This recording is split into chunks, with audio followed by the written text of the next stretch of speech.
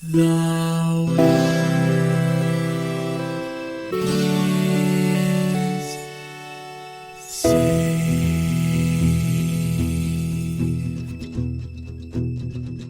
The living room's dark, save for light being cast from the big TV screen and the imminent sunrise that's teasing the one starry sky with whispers of morning. Hey, George. Hey, Lions, how's it going? Tired. So as you know, but I tend not to go into deep detail on the show because, we're allowed to have some privacy.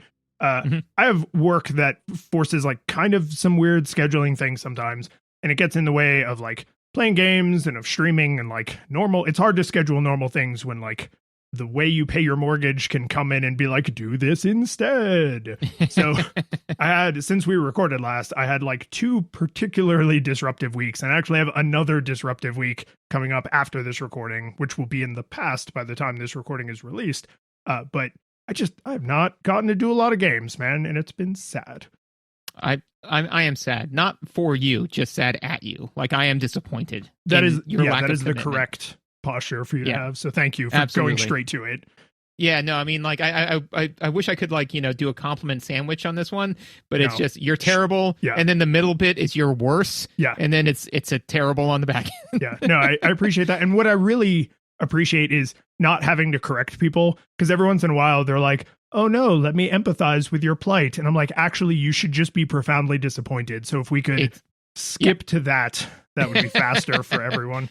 Yeah, exactly. Because I personally have never had anything in my life that has so subsumed me that I was unable to meet my responsibilities. No, never. And I can't imagine having to talk about that in the near future, for example. Exactly. But so that's what you did. But what did we do in general? We played some video games. There were some video games. You played. You played. Been on top of. I think it's okay, man. Like one, I do empathize. That sucks. 2, I think I can carry us for this one because I have played a tremendous amount of video games. Not the video games I'm supposed to be playing, but video games nonetheless. You did, and I actually really like the topic you inserted into the document here, which is like that combination of relief and pretending like you planned for it, where it's like, oh, George wants to talk about a thing that I want to talk about. I will delete my non-topic that didn't exist in the first place. And we will just discuss that topic, right? But everybody, it's nice to let people know what's actually going on behind the scenes, because everybody's like, oh, wow, your on stage is so polished. And it's like, no, it's not. Dude, that's something that like I regularly have to remind people, is when they're just like, because what really stinks, since we're kind of burying our souls, right? What really stinks is when you generally do have a decent level of polish, right? And then people are like, oh, you seem like you have it together. It's like I seem that way, but I screw things up as much as anybody else, But then all of a sudden, like, they will get, in my opinion, disproportionately frustrated with you when you don't have it together, right? So when all of a sudden you're like, yeah, man, I really kind of spiraled on that one. So I did X, Y, and Z, and, like, I probably shouldn't have, okay with X, probably shouldn't have done Y, definitely shouldn't have done Z. And I'm sorry, and they're like, I just expected more from you. And it's like, okay, you know what? Like, wait a minute. I was apologizing, and now I'm angry. So. Yeah. It's, like, when I'm being humble, that's your opportunity to be gracious, and then we both feel good about the people we are. Like I did the alley, but you did not do the oop, and now we are down 2 points. Like, this is your fault. Down 2 points on our friendship score, which I monitor for everyone in my life. In this spiral notebook.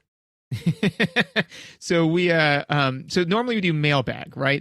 We got a shill, then we mailbag. Shill, then mailbag. Yeah, okay, yeah, because mailbag's like actual content, where then we like have segued into the show at that point. Gotcha. Yeah, that makes sense. Yeah, there's a little at the top of this document. There's a little tiny like a general episode structure, and then we have like our notes. And in the interest of saving space, I tried to not reproduce the entire structure every time. But I also have to like look up and reference it every time. I'm like, double check. Why am I saving like digital lines? Like, what are we going to run out? Digital line sounds like a cyberpunk cocaine. It absolutely is now. If it wasn't before. Hey man, bro, I just got to do some digital lines, and then they come out and they're like, they've got like the the ones and zeros going instead of their pupils and irises. Yes. Somebody's got a terrible case of the binaries. This is awful. If you like this insanity, you can support the show. You can support the show by listening, subscribing, leaving ratings and reviews in Apple Podcasts, contacting us through the feedback form. All those links in the show notes. If you really want to go above and beyond, you should give a recommendation directly to a friend. Find an episode you like and say, hey, go listen to this episode. And then that can be their gateway digital line into the podcast feed. If you really, really want to go crazy, you can support us, and you want to support us and get the after show. You can get the after show for as little as $1. But if you support us at a higher level, we'll shout your name out. So I first need to thank our 4-bit portables, Martin, David, Jacob, Joshua, and Keith. Our 8-bit classics, Yarno, Jay Brent, John, and Kevin, and our 16-bit hero, Michael. And for $1,000, I will take 5 pop culture characters that you decide on, and I will turn them into Dungeons and Dragons characters of appropriate level. Ooh. Yeah, that'd be kind of fun. That's, knowing you, that's almost more for you. Like, you want to do that, and I do. Yeah, please give me $1,000 so I have an excuse to do this. But at the same time, like, isn't that kind of the exchange of Patreon? I want to do this thing, but I need a little incentive to do it. Come on, give me a little incentive to do this thing we both want me to do. Especially because a lot of the D&D characters I make are kind of based off of like some type of character that I was like, oh, this was a cool character on TV that I saw. I think that they'd be fun to role play. Like I recently made Worf from Star Trek into a character. So he loses every fight, but somehow everyone respects him as a great warrior? Because that is unfortunately his role in Next Gen. Well, actually, it was funny because I was like, I'm going to play Worf. So I made him a paladin, a glory paladin, right? Because I'm like, yeah, that makes sense. Made him the appropriate level, got his backstory all pulled together. I was good to go. It turns out I don't do a great job role-playing Worf. The reason why is because literally, so I was like, okay, so Worf is very deep-throated and stoic and monosyllabic, right? And we linked it that way, that character, because I was coming in to like play a one-off. That character knew one of the other main players, right? So the other main player goes like, yes. I forgot what the character's name was. He's like, yes, Worf, it is great to see you. I was like, yes, it is good to see you, old friend. How have you? And I was like, oh God, I've already screwed this up. It's like, I'm too excited to hang out with people. So I was like, yes, good friend. It has been too long. And he's like, it's been many days since our battle. I was like, yes, but any battle with you at my side is a good one. I'm like, this isn't Worf. Nope. It wasn't Goku and it wasn't Vegeta, which are the two that types of characters I tend to play the most. So I was like, it is new. So it helped me get there, but I was like, this ain't Worf. Yeah. You are not well suited for a terse character. Brevity is the soul of wit. But not George. But it's not George Witt though. Yeah, the other one I've got that I'm excited for because I actually have a DM who he's running his own campaign, and I guest starred. This is games related. I guest starred, right? And he was like, dude, anytime you want to sit at my table, like go for it. And when I said, I was like, here's the thing: is that I have a whole bunch of character ideas that I think would be really cool, but I don't get to play as a player that often. And on top of that, like I don't think that I would want to play any of them for 20 adventures, So he's allowed me to just like have a rotating cabal of like one-off characters that I get to play, and that I'm really excited about. So the one I'm going to be playing is like kind of a Wolverine, like X-23, like he was experimented on like in the military, and now he's like he tries to be all super nice and fun and affable and all that kind of stuff, but like when he hits the red zone, like he like loses his mind and like goes into like killbot mode. But he's a plasmoid, which I'm kind of excited about. Oh, the goo people? The goo people, and I built him around grappling because like they get advantage on starting a grapple. So I basically built the whole character around like if he attacks with his fists, then he gets as a bonus action to like attempt to grapple. And then once he grapples, because he's a monk, if he uses his flurry of blows, he can knock them prone. And here's the interesting thing. Is because he's then grappling with them. And in order to get up from prone, you spend half of your movement. But when you're grappled, your movement is 0. So they can't get up. And when they're prone, you have advantage on melee attacks. So my goal is just to ground and pound everyone. Yeah, so you're like that's almost like how a gelatinous cube fights, right? Kind of. Like once you come into contact with it, the cube has a massive advantage. Yeah, so kind of the way I plan on doing it is one, I'm excited about the descriptions because they're amorphous. So it's going to be like, I don't wrap my legs around you. I create like an inner tube around your body of my body. But I plan on With kind a of little playing duck it head a on the little. back. Yeah, but like the visuals I think are going to be a little bit like Boo from Dragon Ball Z. You know? Yeah, vaguely person shaped most of the time, but then Yep. is actually made of silly putty. I do want to just throw out a quick courtesy notice for anyone who's like, oh, I haven't heard of that race. Do your internet searching with extreme caution, because I don't know why, but that particular race has a whole like DeviantArt sub fan base. Interesting. And so I would not have expected that. That's a good warning. Yeah. So I mean, and I'm not judging anyone. I'm just saying, like, don't look that up on your work computer or with kids around with safe search off, because you will get some not safe for work or not safe for family results. The one other thing that I was excited about with this character, because you know me, I love suboptimal play, is I asked if I could have disadvantage on deception checks, because I actually change different colors depending upon my emotional state. So, but uncontrollably. But uncontrollably. Yeah. So like if I passed, then I was able to control it. But that's why the red zone is combat, because he turns red when he gets into combat. Yeah. And there's a oh god, I can't remember the name of the series, but there's a sci-fi series I read that is like a lot of good sci-fi. It is trying to extend the conversation we are having on Earth at this time in history. And because it is a recent series, it's a lot about like queer rights and transgender rights and like non-traditional relationships. And there's a whole race of like these shockingly beautiful aliens, but their cheeks flash colors. And so there's like a general or an admiral or something, and she's, incredibly gorgeous by their standards. I don't remember what they look like, but they're humanoid, and most of the time, because she's like very in control and she's very like sure of herself and everything, like her cheeks are like this like golden sparkly color.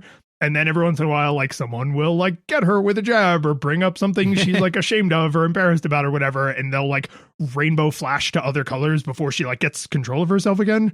And it's like it's a little silly, but it's like fun, and it's written well, and it's an interesting series. It's tough to recommend, but I enjoyed most of it. Yeah, there you go. So now we have a bag of mail. Mailbag. Mailbag. There you go. I like that better than the Blues Clues. So the question that is in the mailbag today is, if a video game was set in your hometown, what kind of game would that be? What genre, etc.? And I am interpreting this to be, when you say hometown, it's that for most people, I would say that's like, where did you go to like middle and high school, right? Mm-hmm. Because if you live somewhere for like 2 years from 0 to 2, like technically that's your hometown, but that is not the town that like made you, I would argue that that's your birthplace. Yeah, your birthplace. But yeah, like your hometown is arguably where home is. So, do you want to go first, or would you like me to? I'll go first because I think you moved around a little more than me, so like mine might be a little simpler. So I grew up in like the Central Florida corridor. I'm not as happy with that fact anymore as I was when I was a kid, because that area has turned into a place I'm kind of embarrassed of. No, not kind of, a lot. Nice. But the time in history that I was there, it was, they were converting all of these, orange groves and cow pastures into like suburbs, and later into like apartment buildings and stuff and shopping centers, right? Like it's the suburbanification of Florida happened like mostly over the time that I was living there. So I was like, I think that game would probably be like The Sims or SimCity, right? Because I can see that, yeah. You and not for reasons that I think are super positive, unfortunately, because you have this place that was like this, verdant swamp, just lots of nature and lots of, because it's subtropical, I think. So like a lot of, wild food you could just pick right off the tree and eat if you wanted to. A lot of animals roaming around, right? Like also bad ones like alligators and snakes, but like generally, pretty idyllic. And then they came in and paved paradise to put up a parking lot, right? So like, and you could see from when, even like the decade before I was living there, and then through the decades that I was living there, it went through the SimCity I don't have any money stage, right? Where they were like, okay, we need to build like a little bit of residential and a little bit of commercial. And then they did that. And then they built up like a little bit of industrial, but that had to be far away in the land that wasn't good for residential, right? And then once a lot of, unfortunately, older people started dying and younger families started pouring in, that was when it was like identical, like crackerjack houses. Like everybody lives in, you know, the same kind of subdivision because they're like cheap and efficient to build. And then eventually we got enough money to build the stadium, and we unlocked the stadium, right? And like then the sports teams came in, and then we got more tourism, and like the, you know, things that we had built decades before like started to flake. So we had to start to tear them down, even though they weren't like old, they were just cheap. So they didn't last very long, right? So like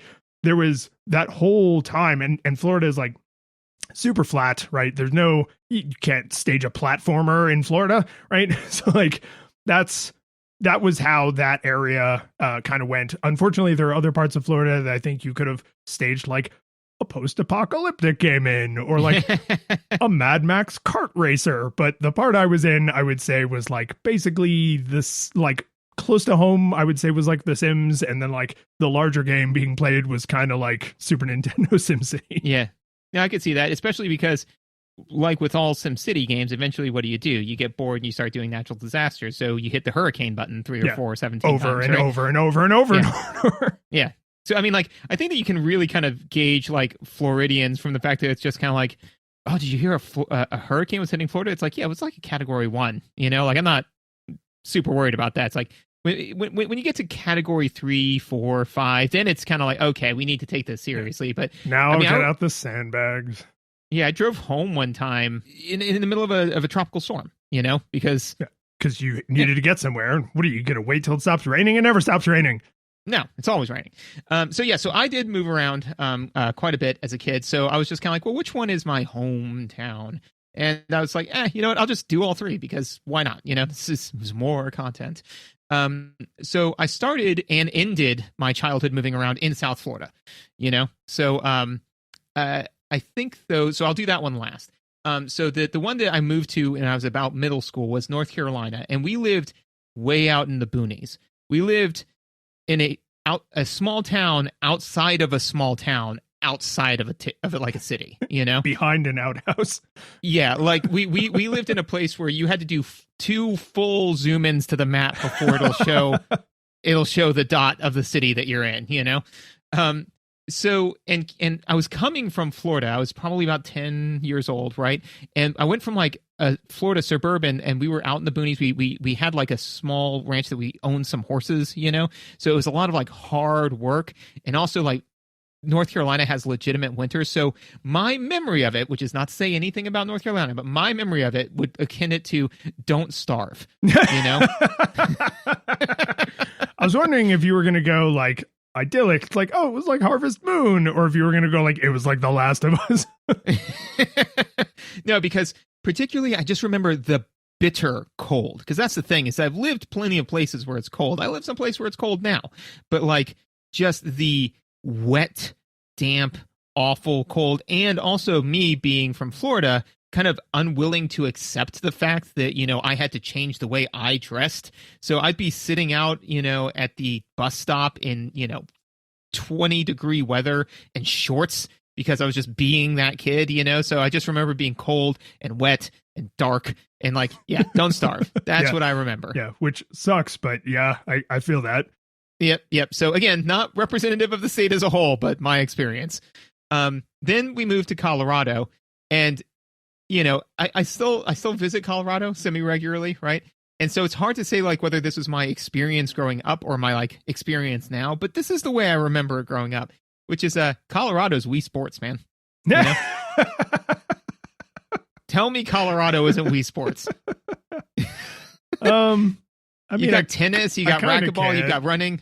Yeah, tennis, racquetball, kayaking, running, hiking. Climbing, hiking. Yeah, all of it, man. You know, like, because that's the thing is that the weather is so temperate, you know, like so typically so even-handed that, and generally a lot of people spend a lot of time outside, you know. So if I were to take that, you know, state and like boil it down to, you know, what I think of, I'd be like, yeah, man, just all the sports you can handle, tons of different sports, and you know, whatever you want to do. But yeah, but not the. I like that as Wii Sports, because my impression is of the sports in Colorado are it's a lot more welcoming, right? It's not Mario and Sonic at the Olympic Games. It's not the old NES game where you were supposed to run on the pad, but instead you would sit down on your knees and drum it with your palms, right? It's not that, because that's like super high stakes. This is like hiking is a welcoming sport. Like, come on, we're going to go in nature, right? Whereas like you're not at a facility doing sports where people are keeping score. I like that. I like Colorado being the Wii Sports state. See, that's what we should do at one point, is just set some time aside and go through each state and be like, what's this state's video game? So then I finally returned to back to South Florida, and I was in I was in South Florida, and that one was to me like my harvest moon, you know, because it wasn't because of the farming, it was more like because of there's not a lot to do, right? You know, especially because in South Florida, it was my experience that there were two things, right? Is that you were either old, there was tons of stuff to do for elderly people, and there was tons of stuff to do for very rich people. But if you weren't in either of those two demographics, there wasn't a ton to do, you know, because, you know, I mean, like my family was well enough off, but they fortunately weren't like, here's a bunch of money, leave us alone, right? You know, like my family was well off. I was personally like on a very tight budget. You weren't a trust fund kid. Right, yeah, where I was just like, oh, yes, I think I'm just going to go to the movies 17 times a day. Like, the movies was once a month when you could cobble together enough money to go do that, and that just burned 2 hours. So the rest of the time, you just kind of, like, wandered around from, you know, pool to pool or from a swing set to swing set, you know, before somebody came and kicked you off. But also, so there wasn't a lot to do, and in my opinion, there's not a lot to do in farming simulators. It's all just farming, right? And also, too, it's just like, well, what happens in those games if things don't go according to plan? I mean, you know, the crop yields a little bit less. It's pretty chill, right? But at the time, it feels super important, right? You know, like, but this isn't Final Fantasy 14, right? Where it's just like the world will end, you know? Right. And I think that the stakes are only high through a personal lens. Exactly. And that to me is the way I remember South Florida, which was everything that was happening was so important there. And then I left there and I was like, I don't know, man, none of that was super important. Yeah, which is definitely representative of like the teenage experience, right? But you were also in a place where the risks were low, right? Yes. Somebody who's a teenager in a, say, more dangerous place or a place where they have less security, then maybe it is more like Don't Starve. And it is a lot more serious, right? But in the part of South Florida you were in, it was just kind of like, you have a few less potatoes, whatever. Yeah, whatever. It's all good. So, yes, so those are the video games that we grew up with. I like that. I also I just need to defend my answer. If you know anything about like the boomer generation moving around into the suburbs, me saying The Sims or SimCity is not a cop out. Like, the amount of development was ridiculous, like dangerous. They way overdeveloped and they completely destroyed the ecosystem to do it, a lot like SimCity. So like that is not a cop out. I mean, there's also a reason why, you know, flooding was always an issue in Florida, but it's become much worse because, you know, pavement doesn't absorb water the way that swampland does, you know? Does not. So, yeah, but it does absorb heat. Mm-hmm. And then get rid of that heat. So yeah, you know, there's a lot of environmental impact and all that sort of stuff. But most importantly, what are you playing and why should I care?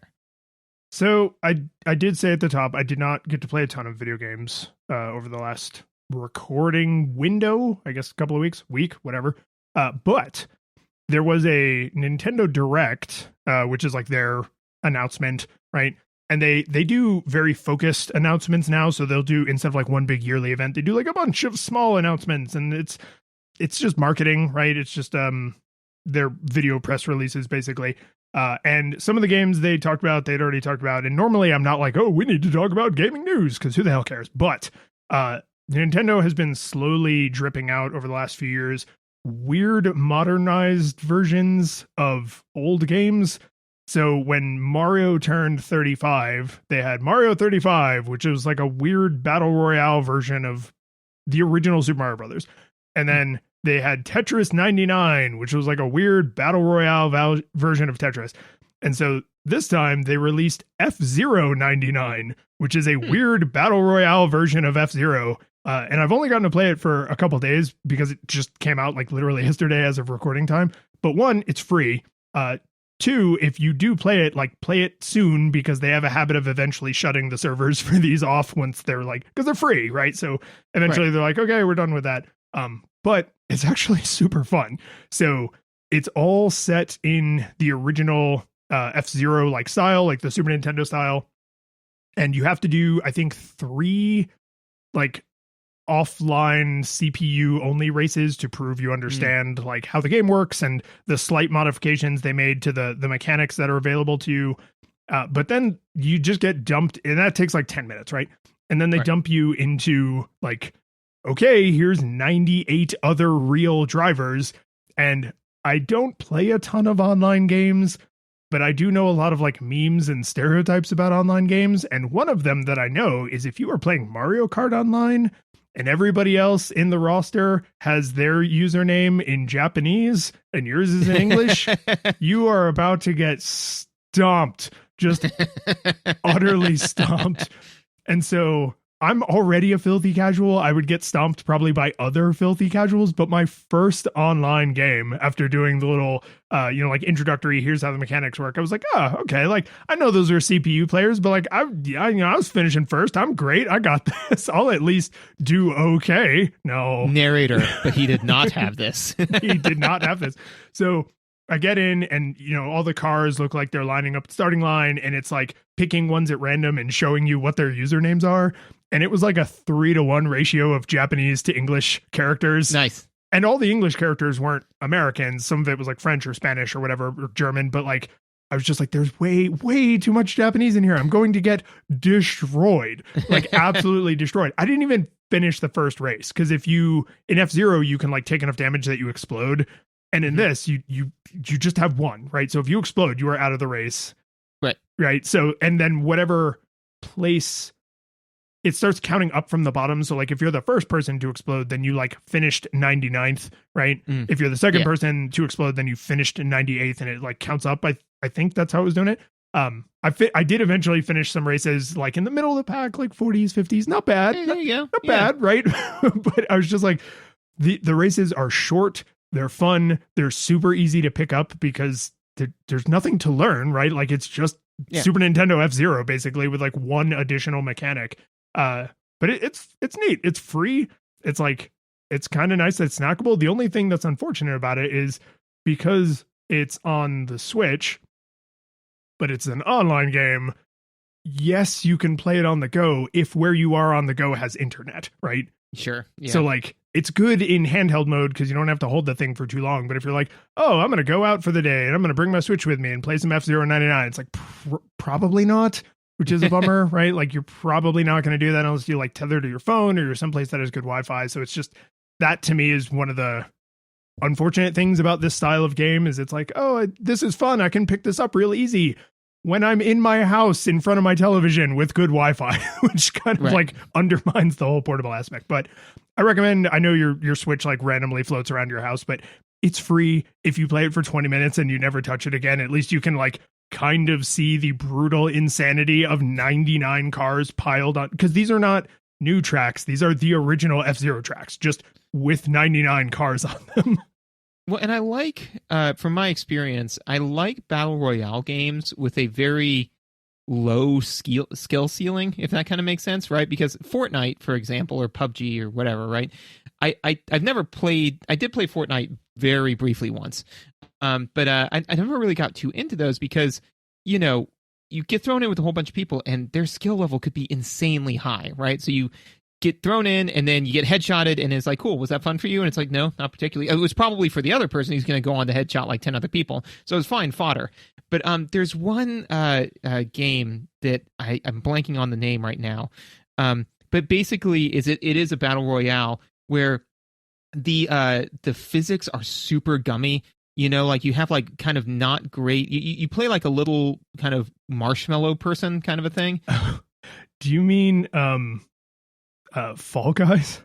Fall Guys. Yeah. Yeah. I like Fall Guys. So That's a fun game. We used to play Fall Guys with my old team, and I was in a different job. Like every week, we would like do something as a team, and we played Fall Guys specifically because it had a low skill entry and low skill ceiling. So the gap between the best and worst players wasn't that high because the game just kind of does whatever it wants to. Yeah. And I don't know, like, it's fun because you just kind of get thrown in and you're sitting there running and you're like, I'm going to make it. And then you get kind of gummy bumped around and you're like, that didn't make it, And I think I would normally get past and that's the thing, is that probably about 75% of the time I'd get past the first of 4 rounds, about 50% of the time. So it felt like I was really good at it because sometimes I'd get into like the very last round. I'm like, yes, it's because I'm so skilled. It's like, I mean, maybe I'm rolling at, I think that the difference is it's proficiency bonus in D&D, where it's like the best player is rolling at a +5 and the worst player is rolling at a +2, but everybody's rolling a D20. Right. So, like a lot of that comes out in the wash, So this sounds kind of like that, to where maybe a little bit more that if you are really are like the best of the best and you'll consistently finish first, but if you're just kind of like a casual player, you're not just going to get like steamrolled and be 99th every time, Exactly. Yeah. It's the destruction seems like it's relatively well spread out, right? Like if you explode, it's unlikely you're the only person who exploded, right? You may have been the first to explode, and that can be frustrating, but like other people also didn't finish, So like there's enough area for skill that it would be fun to someone who is good at the game, because they can like learn the tracks and learn exactly when to do the boosts and stuff so that they can consistently finish in the top 10 or whatever they care about. But it's not so it's closer to Mario Kart than it is to Gran Turismo, So like that's fun. Like it's fun to just get in there and just be like, oh, this racetrack was designed for 10 cars and there are 10 times as many cars. So it's not, try to avoid bumping into people. It's like people are smashing into each other constantly, right? It's the difference between driving on the highway and driving bumper cars. Like you bump into somebody on the highway and it is terrifying and upsetting. Yes. You bump into somebody in bumper cars and you giggle like a school child, and it's so fun. Unless you have like somebody who does not like to be bumped but still plays bumper cars. Yeah, but really insists they still participate. Yeah, because they're like, I want to play bumper cars. So why are you bumping me? It's like, it's called bumper cars. That's what it says on the tin. Yeah, man. Like I bumped you because it's bumper cars. It's like, I don't like being bumped. It's like, then why are you doing this? Yeah. So no, that definitely sounds like something worth checking out. Are we ready for stuff I'm playing? I am, because my sad list of one. You know what I did is, instead of playing a lot of games, I played one game that had a lot of people in it. You go. And I realized that the number of games and the number of people playing there's no rotational symmetry there. You can't do the transitive property. So I'll get it next time. I was talking to a friend of mine because he was writing his first D&D adventure, and he said, we were playing. And he was like, afterwards, he's like, I made like 90% of that up. I was like, really? He's like, well, yeah, I mean, I wrote a whole bunch, but you guys blew through it in about 30 minutes. And I was like, well, what did you do? And he's like, well, I wrote like a bunch of dialogue. And I was like, yeah, I mean, don't do that. Yeah. Yeah. I was just like, you got to improv the dialogue. You need to make dungeons and encounters and stuff, like build a world. Don't build the dialogue. He's like, yeah, I know that now. And it was just funny because I said, like, so what? You were just like, I don't know, man. It took me 4 hours to write. I seem to take 4 hours to play. Yes, that is. Everybody makes that mistake at least once. And then they're like, oh, hopefully it's just the once. But then they're like, oh, yeah. Yeah, no, what I said to him was, I was just kind of like, the key is don't build dialogue, build characters. And then if they've got like key things you got to get across, like write those down so you don't forget, but outside of that, it's just, you have no idea what people are going to ask him. So just, what are their wants? What are their needs? What do they think about people in general? And then, just improv it out, man, And then they could organically say something like, what are you playing? Why should I care? Exactly. So if they were hypothetically to say that, I would hypothetically answer. Wait, could you make a persuasion check before you do any of this, though? I don't know what your charisma is. I don't have your sheet. One thing I'm playing is Tactics Ogre. I played a little bit of that. Not as much as I would need to, but I did play it a bit. The one that I played up until Baldur's Gate 3 came out on the PS5 Because the minute that came out, that just has subsumed my life, right? I will I get like to that. for you, that was the equivalent of like changing jobs or having a kid or like crossing the event horizon, right? It's just like there's the time before Christ was born and the time after. Yes, there was BBG before Baldur's Gate. So I played For the King. Have you heard anything about that? So I'm actually looking that up right now because I recognized that name and then had the sudden realization that I was absolutely thinking of a completely different game. But looking at screenshots of this, I do remember hearing about this. I have not played it, so I don't know anything about it, but I do. Maybe an indie dev I follow worked on this or something. This did come into my orbit, but only at the highest altitudes. So, one, it is free if you have the PlayStation, Plus membership. So, if you have that, absolutely you should check it out. Lines, I do think that you would like this, though, because it is a hex crawler, right? So you start off with three heroes. One of the things the game tells you right on the outset is you're not going to beat the game the first time. You're just not, right? Like, you're going to try it, and you're going to lose. It's a roguelike, so every time that you try to do the thing, it builds a new world. But the cool thing is, so it has a whole bunch of different missions, so you could say the first one is save the king, right? The second one is like dungeon crawl. Third one is all sorts of different scenarios, right? But basically for save the king, they're like, hey, you're in this town and you need to go over here and talk to these people. And there's a whole bunch of different hexes and there are bad guys and all that good stuff, right? And you can split up your party, and depending on, like, if you go to a bad guy when you don't have everyone close enough by, only 2 out of your party or 1 out of your party will fight it. So you can split up and cover more area, or all kinds of good stuff. So I'm going to dive into the mechanics of it a little bit, but it is genuinely, I probably put about 20 hours into it before switching off of it to play Baldur's Gate. I would probably still be playing it. You've been on like a tactical strategy but roguelike kick lately. I know, right? But the weird so the weird thing about this game, or one of the interesting things I think, is so you have you get weapons, and each weapon has like a number of abilities that you need to successfully do in order to get off your attack, kind of a thing. So you have like 7 different abilities: speed, strength, that type of stuff, right? Oh, so like stats? Stats. Like, so you have to have these stats to use this weapon? Kind of. So you have stats. Let's say that you have like strength. Let's take strength and intelligence, right? Big arm versus brain, right? So you can equip any weapon. You can be a fighter, and you can equip a mage thing. A book. A mage thing. That bums me out. I did that. Wait, what are those mage things called? You mean books? Yeah. With the squigglies in them. Yeah, I don't know. I've touched books before. I don't get much out of it. So you both classes can use those things, but the difference is that if you've got like a 90 in strength, then your chances of succeeding a roll on a strength check is higher, right? And then let's say the broadsword that you have will have like 4, strength icons. That means that you have a 90% chance on each one of those to successfully roll it, right? If you roll all 4, then you deal maximum damage. If you roll 3, you deal less damage. If you roll 2, you deal less. If you deal, so on and so forth, right? So it's kind of cool because, there were some weapons where I was like, this is not their highest ability score, but it only requires 3 successful rolls instead of 5 successful rolls. So I'm going to go ahead and go with that. And you have a ability called Focus, which allows you to automatically succeed one of those rolls. So if it's really important that you hit the thing, you can press it, and it gives you what your percent chances of succeeding all of the rolls, like at the bottom, So you could be like, all right, I've got a 75% chance of getting this off. I really need to hit this guy. I'm going to use a focus. And you use it, and now it's like, okay, well, now you have like an 85% chance. You want to keep going, and you can burn all your focus in one attack. You can split it up however you want. And it's just, it's genuinely enjoyable. There's a lot of different mechanics in the game that kind of keep it fresh. There's like chaos, which can make the monsters more difficult. There's inflation, so the longer you play, the more stuff costs. One thing I learned after playing it for a while was every town you go to, you want to get their healing potion equivalent. You buy them out every time, because they're super clutch.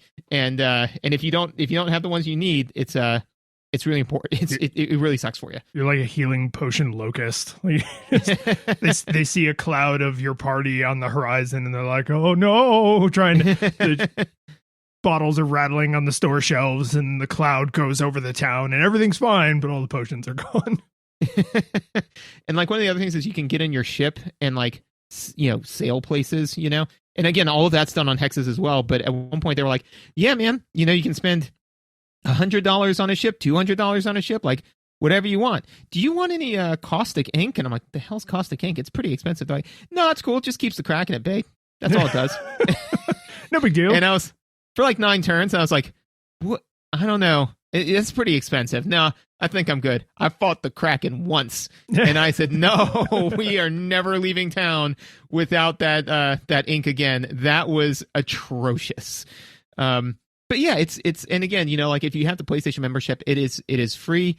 And one of the other things that the game does is that you can say like, hey, you want to play it? Like, what do you want to play on journey difficulty? What have you? And each scenario has a varying difficulty, but you can go in and modulate it. And one of the things is that each time a character drops, you use a life to res them, basically. And the normal difficulty starts you off with 5, right? And I actually felt fine pumping that all the way up to 10, because the reason why was because I was like, I know that I did bad when they drop. Like, I know that. So I don't need the game to end to remind me of that fact. Like, so I kind of started viewing it instead of like, oh, I only have so many lives, of like, what is my score? If I end with 7 lives left, I scored a 7. If I ended it with 3, it's like, well, I got a low score, but at least I got to finish the game, kind of a thing. But that actually ties back into that conversation we were having of like, so then when you turn the game on, it should be set to 10, and then you turn it down. Exactly. To be like, no, I need a little bit less than that. So yeah, and that to me would probably be better, like if they did it that way. But yeah, I mean, in this case, the one that to be fair, the amount that they give you is fairly generous. I played because one game can last 5 hours. Ooh, okay. Yeah. So like it's not a rapid fire cycle time, but like one turn lasts 30 seconds a minute, so you're just taking a whole bunch of turns. And so then you slowly build out your inventory and you build out, your relationships, and you build out all this different stuff with the world. You kind of figure out where everything is. So the first round that I played lasted about an hour, because if that, because I died pretty quickly because I was taking a bunch of insane risks because I was like, I don't know how this game is played. Then the second one I did way better. But eventually I got to the final boss and I was ill prepared for that particular encounter and I died. And then was working on my third round when all of a sudden Baldur's Gate 3 dropped. So, and then I forgot about everything forever. And so Baldur's Gate 3, you gotta go play this game, man. You too. You just do. I will get to it. Yeah, now. Like, we're gonna stop recording. You gotta go play. So I will just say, just as a quick aside before you slobber all over it. When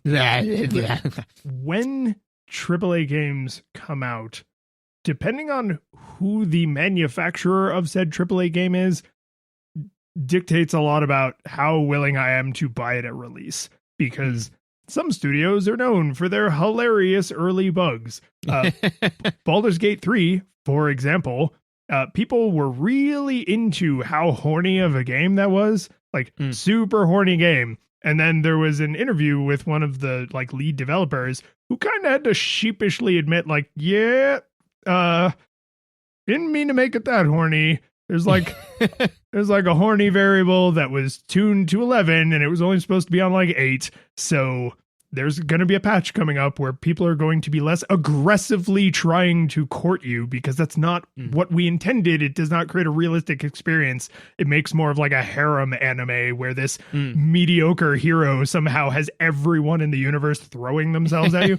And I guarantee you, if it hasn't already started, a year from now, there will be people who are like, oh, well, I played the horny build of Baldur's Gate. You came in later like a loser because you didn't want to clip through walls and fall through the floor, but I played the horny build. I played the real version. I will say that, my experience wasn't super aligned with that, because I'm really enjoying somewhat of the plot, but I'm also just enjoying watching D&D 5th edition being put like into this format. So I'm really enjoying the combat. The story is really good. I have played through a little bit of it on my own, and now I'm playing a lot of it through with my wife. It is mind-blowing to me how much differences there are between those two playthroughs. And single versus co-op. Yes, Yeah. but not because it's single versus co-op, more so because we're just, and the thing is, I'm making very similar choices. It's not like I'm doing a good run versus an evil run. It's just the amount of depth in each area, depending on who you are, what your background is, what your race is, what you happen to see, what checks you pass and don't pass. It, honest to God, makes a difference. And I was just like, oh, this is kind of nice. So I actually have two stories about that. One about the horny thing. Yeah, I did notice because I went to camp after, fighting my first big true battle, which happens, maybe a couple of hours into it. And so you go and you have the evening with your party, right? And one of the characters who's a Githyanki, she's just kind of like, I walked up to her and I'm like, hey, Lazael, how's it going? She's like, hey, we're going to bone. And I'm like, whoa. I've been kind of passively tracking how many times I've made you happy and how many times I've pissed you off. And I thought I was about break even with you because she is very much so a Vegeta. Like, she is difficult to deal with, But she's like, we're going to bone. And I was like, I mean, okay. I mean, like, I'm not opposed to that. Like, I'm on board with it. Let's see where this goes. She's like, good. When you go to sleep tonight, I will come and take what is mine. And I was like, okay, I'm less okay with that. Oh, okay, I don't know what to do now. So then I went up to one of the other party members, Shadowheart, who's a cleric, and she's just like, oh, I saw you talking to Lazael. I'm like, yeah, I don't know what I've gotten myself into here. And she's like, I didn't know you two were so close. I'm like, yeah, me either. And then she's like, we could be close. I'm like, I like that very much. Please, let's do that instead. And so I was like then really worried because she was like, okay, like after everybody goes to sleep, like come see me and like we will hang out. And I was like, okay. And then fortunately, Lazael didn't like come after me being like, why weren't you in your bed? Right. That was nice because I was like, I need an adult, so that happened. So again, I'm fine with like the Lazael content, but I was like, I don't feel like this was earned. I haven't been like doing things that you have appreciated in general because she's very much so the kill them all. Who cares? Like, why are we and some people are very into that part of like BioWare kind of RPGs, right? They're like, oh, I like this character, so I'm gonna like, when I go on a mission, I'm going to choose to bring them because I want to like have time with them. Or when I have, something I can give, but I can only give it to one person, I'm going to give it to them. Right. And they like kind of the weird romance thing that a lot of, modern RPGs do and untangling that puzzle. It is weird that in a lot of games you can just like shove berries at someone until they become your partner and have your children. But yep. But at least you want to have to go through the effort of like selecting a partner and attempting to court them, even if the courtship mechanics are like childishly rudimentary. If everyone you talk to in every circumstance is like, let's do this. That's not great. And that's assuming it doesn't bother you, right? That probably would put off like a whole class of player who's just like, oh God, like I just want to go into dungeons and fight dragons, but all you people talk about is humping. And so that was, a single player experience, right? One of the interesting things that they will let you do in co-op is infinitely split up the party.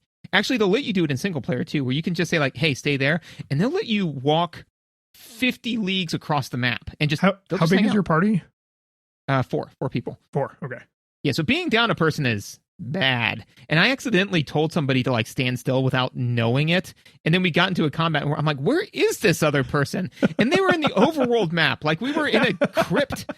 And like, where are you? And they're just sitting there like, just hanging out. And so I took control of them and had them run to me. I was like, what is your problem? That was your Spinel. You stay here. I will be right back.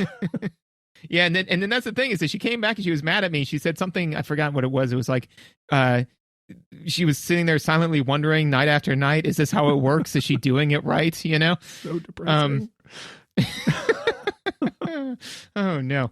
Anyways, so you can infinitely split up the party, but that's actually really nice with 2-player couch co-op because I will be having a conversation with somebody. And so Megan can watch that conversation, but also be, going around talking to other people, doing her own thing, playing is this her own literal split screen? Mm-hmm. Okay. And if you get into combat or if you're having a conversation, does she get forced into rounds?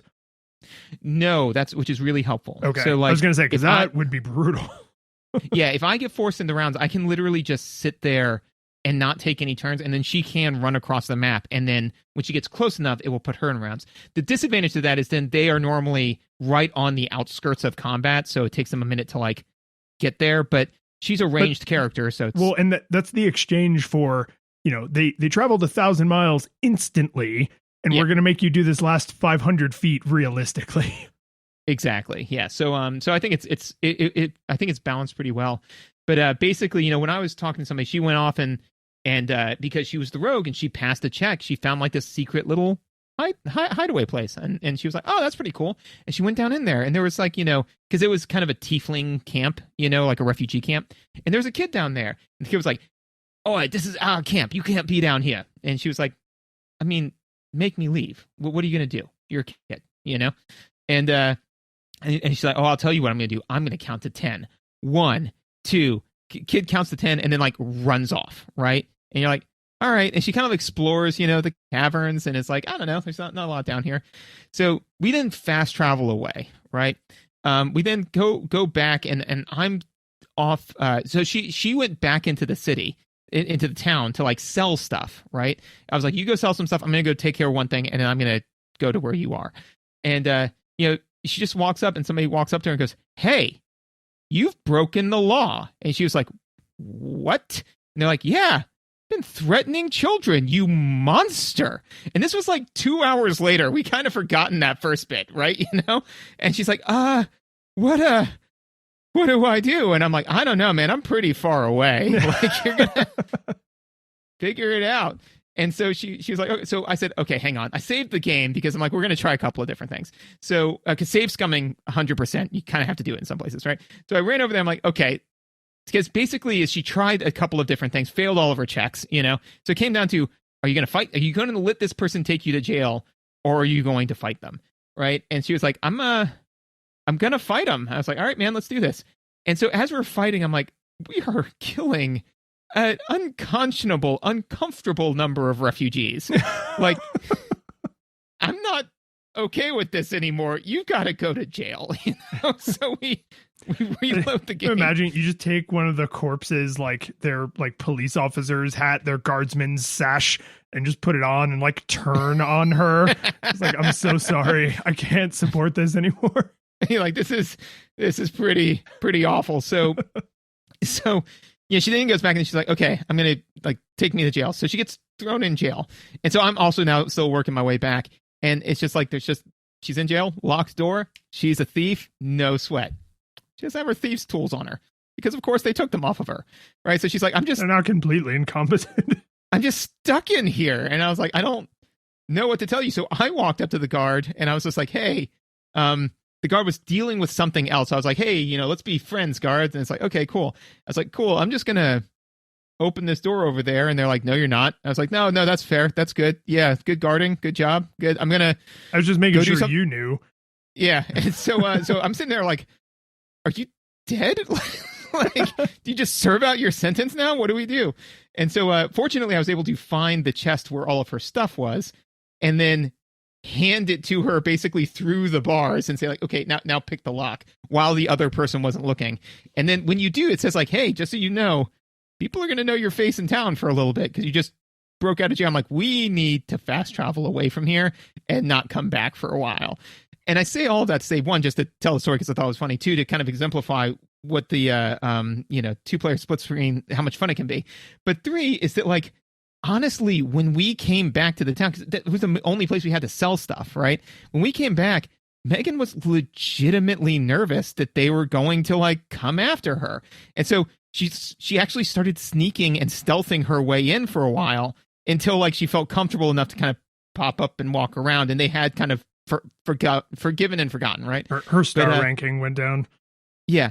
But I say that to say that that's a good RPG game when it kind of forces that level of role playing to where you're like, I don't I know, it's like, I don't know, man, like wear your cloak. I'm not wanted. I'm a paladin. Everyone's cool with me.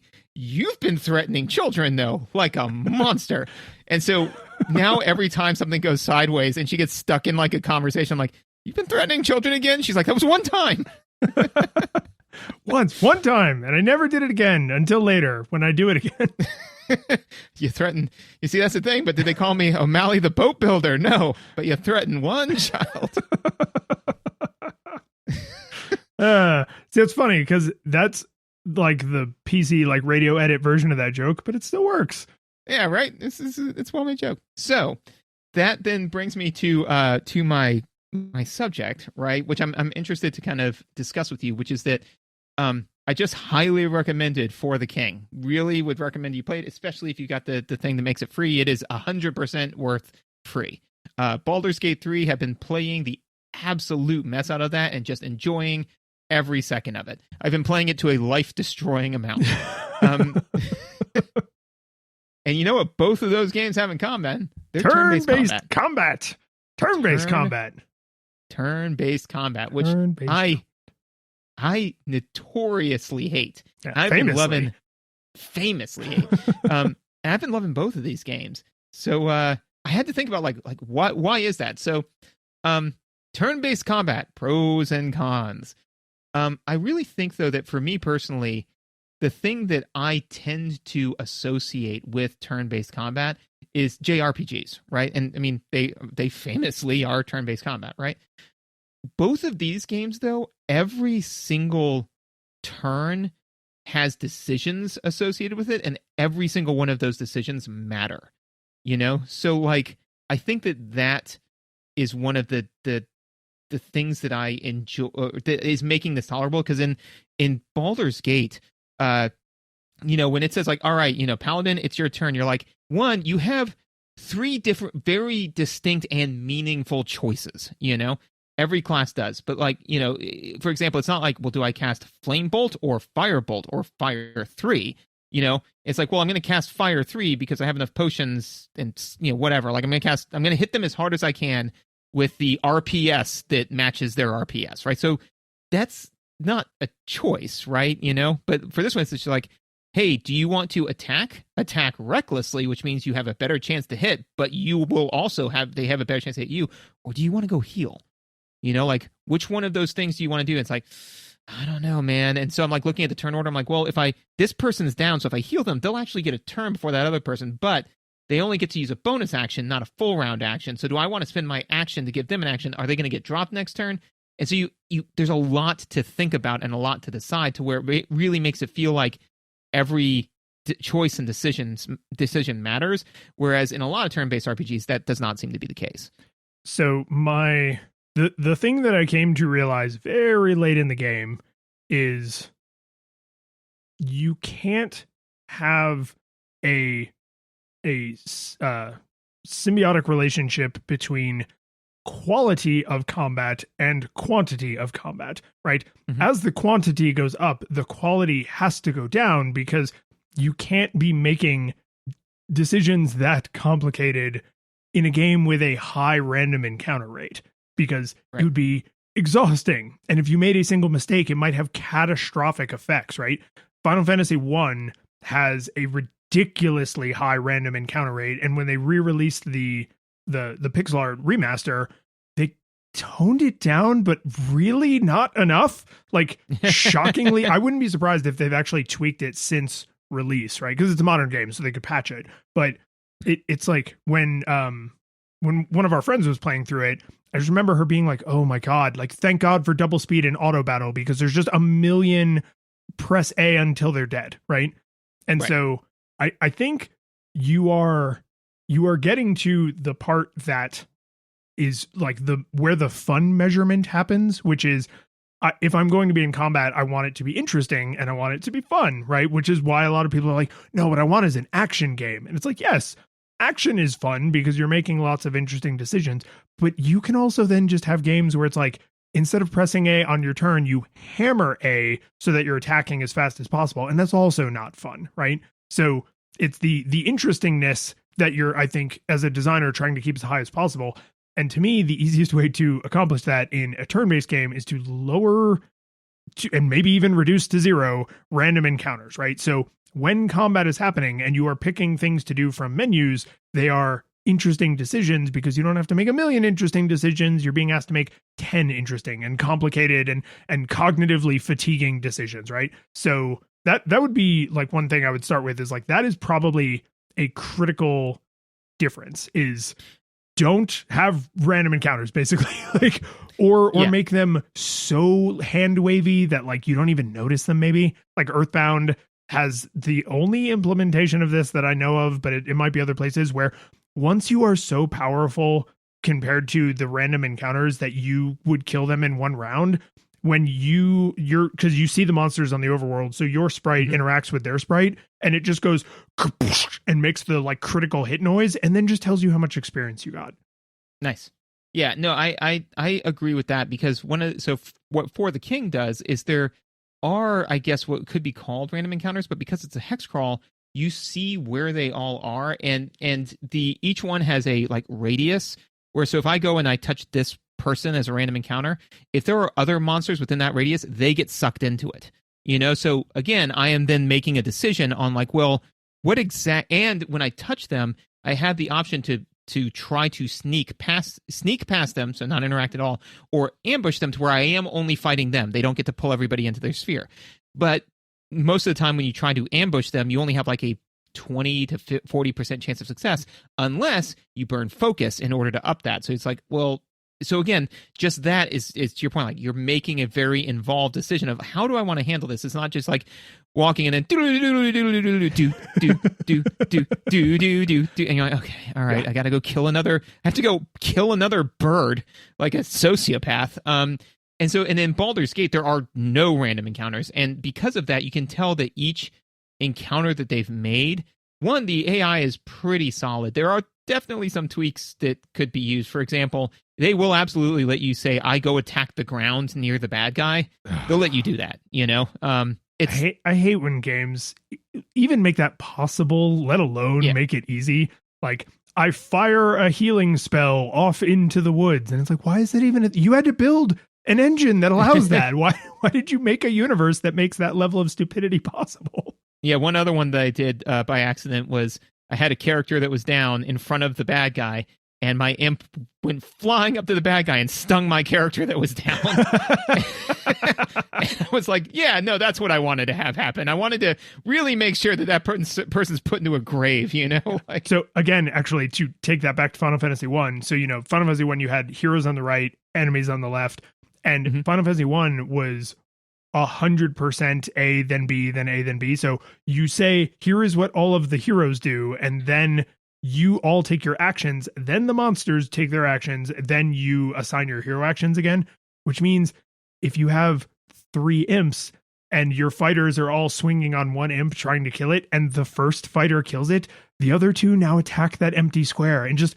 throw their actions in the garbage, which later, I mean, they fixed that in literally the next Final Fantasy, right? Because they were just like, oh crap, that is stupid and everyone hates it. But for a modern game to say like, oh, it's not that a Rube Goldberg machine of silliness happened where you were casting a spell that took several turns and then the enemy moved and you foolishly went to stand where that was, kind of like you could do in like Tactics Ogre or Final Fantasy Tactics or something.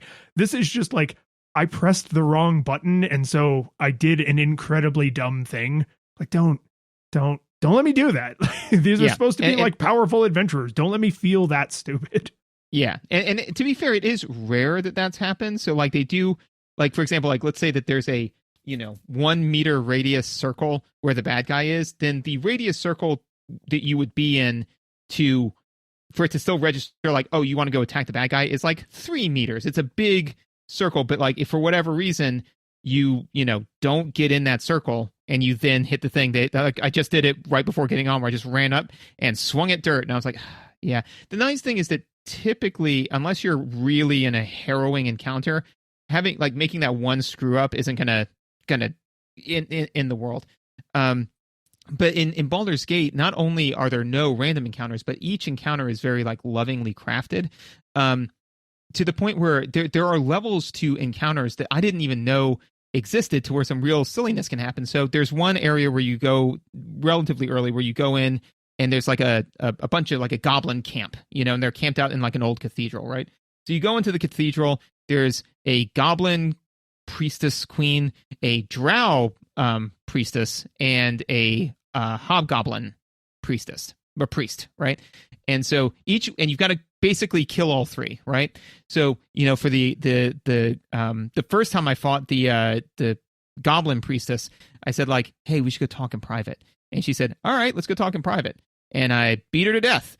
And so then the second time though, I couldn't quite get the job done in one round, and she said, oi, we've got a problem in here, and everybody from the other rooms started funneling in, and it was a completely different encounter, and I was like, that was kind of neat. But the one that I got the most kick out of is that fighting the drow and particularly the hobgoblin are a brutal fight, So I was like, okay, I gotta like emotionally prepare to go fight this drow. I never kind of went into this area, which was like the spider pits. So I went into the spider pit and I accidentally opened the cage. So two spiders come like running at me, and all of a sudden a cutscene, and it goes, these spiders are eyeing you, like hungrily. It's like, make a handle animal check. And I have a +0 to my handle animal, man. And it was a DC 15, and I rolled a 16. Yeah, you did. Yeah, and I was like, yay! And it's like, I motioned towards the door. Me and those spiders, apparently, that's what made us besties. But it was less so that they were my best friend, and more so that they weren't going to attack me and were going to lay waste to their captors. Yes, so the enemy of my enemy is my friend. Exactly. So they made a beeline for the drow priestess, because I'm just following them like, oh, where are we going, guys? Oh, God, you're going to the drow priestess.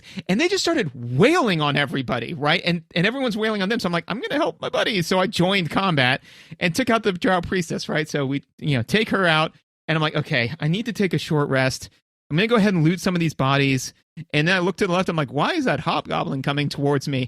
And the reason why was because the spiders knew not for rest or weariness. They got done fighting that thing and immediately beelined it to the next guy while I was still like looting bodies and getting my shit together. They've been in that cage for a while. They're like, you know what? We got a lot of rage built up. Yeah, so I just kind of looked to my left, and so they brought the party to me, and so now all of a sudden I'm fighting all of these bad guys in an area that I'm not used to fighting them.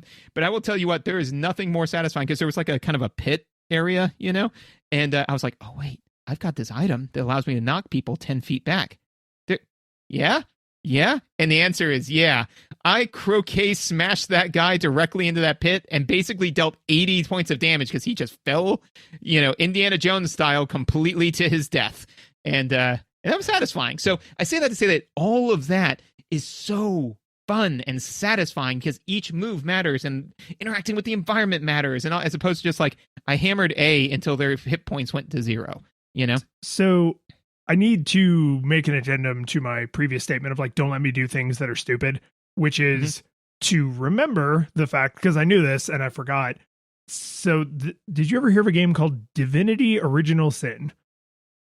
That sounds familiar, but I can't place it. So I don't think it was ever on consoles because the interactions are very complicated. So it's I think of it as a PC game, but it's a CRPG, right? It is a computer role-playing game, and it is super not based on the D&D rules or a system I'm familiar with, and the rules are complicated. And the reason they're so complicated is because they want you to be able to make these systems interact, right?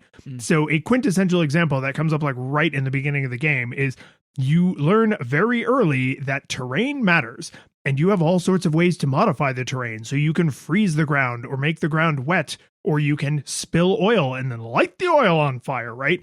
Very much to your own detriment. If you are standing in the oil the bad guys are standing in, you feel the flames of hell as much as they do.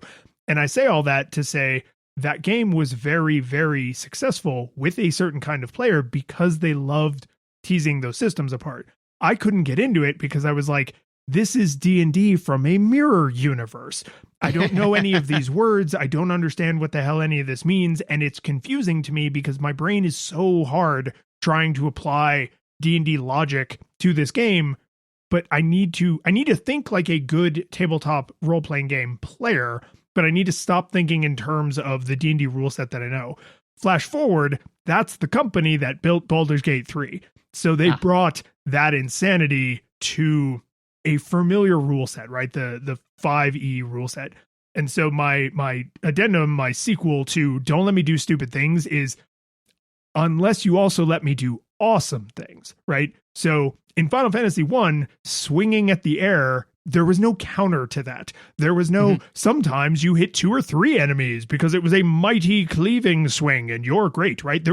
You could do a normal attack or you could screw up. And that that feels like a bug, and it probably was, right? But that doesn't feel good. But if for every time you're like, oh no, I accidentally told my character to swing at the air, sometimes your axe accidentally connects with a tree and then knocks a bird's or a hornet's nest down, and the hornet's nest falls on the monster, and then they flee from combat because they have a, Looney Tunes hornet's nest on their head. It's like, oh, okay, so you had me accidentally missing had to be possible to have the accident, like serendipitously discovering knocking down the hornet's nest, so like if, as long as both of those things are true, which as far as I know, the makers like of the engine, that is what they were setting out to do, right? They want you to befriend spiders and, football punt a guy into a pit, 300 style, like, but that also means sometimes you don't do something awesome. Sometimes you do something stupid. So I want maybe like a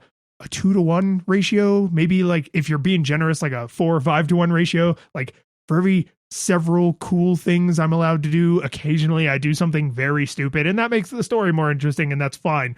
But if I can only do normal things and stupid things, that's not fine. Yeah. No, I concur completely. Like, and to be fair, all the hit spark sound effects are all super satisfying. And like the nice thing is because, save scumming is 100% something that is done and you should do, right? Unless you're playing like a permadeath run or something like that. For example, at one point, Megan and I were walking in a cave, and we saw a hook horror like off in the distance, and we had already killed one hook horror off in the distance. So we were like, all right, let's go get this guy. Nah, there were 3 hook horrors and a mage. and the mage immediately cast Hypnotic Pattern on the whole party, and then the hook horrors just ran over and dissected us. And I was like, okay, reload the save. And I was just like, I am going to kill that mage. I will kill as many people as I have to, as long as he is one of them, right? And so I went running up, and he did all, like, we're going back and forth, and he's got probably like 50 hit points left, right? But he was standing like on the edge of a ledge where there was like something underneath him, right? Because it was like a tall 2-tier kind of battle. And so he was upstairs sniping us. But this time I knew going into it, I'm like, no, alternate reality. I went up the high point this way, and I have there's Eldritch Blast, which can knock people back 10 feet, which in D&D tabletop you don't use very regularly because it's hard to denote variability in height on a top-down tabletop game. But I hit him, and he went flying off of the ledge, fell down to the bottom floor, and I watched the back of his head explode onto like the pavement as he died. And I said, yeah! Screw that guy. I think from that guy's point of view, he's just getting this, like, you're a stranger, right? And you're in probably his home, or at least like his neighborhood, right? Like, you just come in with this deep grudge for him. So he's fighting for his life, like on his own turf.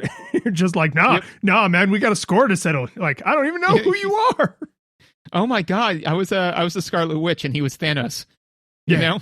Yeah. He was like, I was like, you took everything from me. He's like, I don't even know who you are. But now he's dead, like Thanos.